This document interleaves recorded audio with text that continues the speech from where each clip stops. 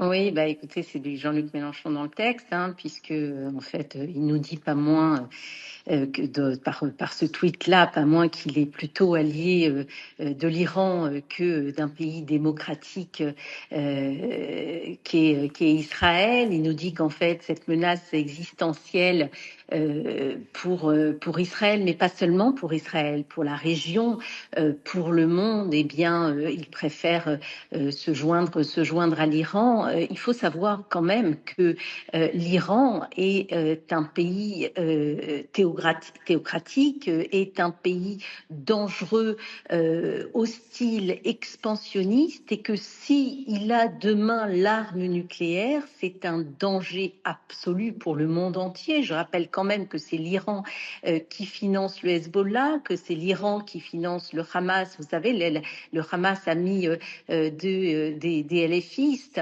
et notamment de Rima Hassan, finance le Hamas, finance le djihad islamique, finance le Hezbollah, finance toutes les milices dans le monde, y compris le Yémen, qui d'ailleurs lance les missiles constamment sur Israël. Donc c'est un devoir en fait.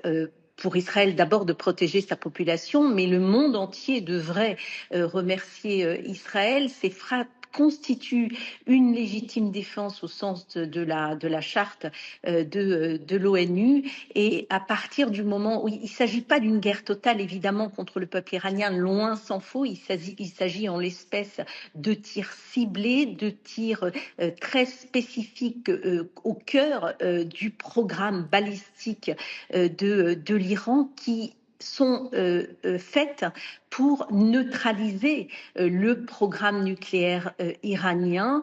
Et donc, parce que Israël savait depuis longtemps que l'Iran disposait de suffisamment d'uranium enrichi pour produire plusieurs armes de destruction massive.